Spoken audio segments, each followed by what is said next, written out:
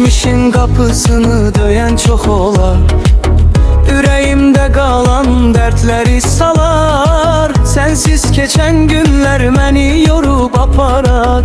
Deli olmuşam bu aralar. Hatireler yine gecemi oyadar. Sustuğum hisler içimde yanar. Adını çekende kalbim parçalanar. Seni aktarıram bu aralar. Mensiz sene bütün yuxular haram olar. Unutmak istesen de alınmaz, çetin olar. Bir gün dönüp baksan gece olar yar. Deli olmuşam bu aralar. Mensiz sene bütün yuxular haram olar. Unutmak istesen de alınmaz, çetin olar. Bir gün dönüp baksan gece olar yar. Deli olmuşam bu aralar.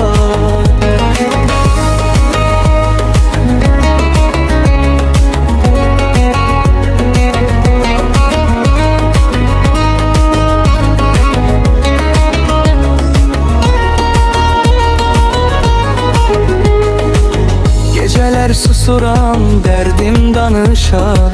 Sensiz yüreğimde karanlık yaşar. Kim gelse yerine yat kimi durar. Seni düşünürem bu aralar. Talihim yazıldı sensiz yollarla. Ümidim kırıldı soyuk sabahlarla. Gözlerim doludur gizli ahlarla. Sensiz yarım kaldım bu aralar. Mensiz sene bütün yuxular haram olar. Unutmak istesen de alınmaz, çetin olar. Bir gün dönüp baksam gece olar yar. Deli olmuşam bu aralar. Mensiz sene bütün yuxular haram olar. Unutmak istesen de alınmaz, çetin olar. Bir gün dönüp baksan gece olar yar. Deli olmuşam bu aralar.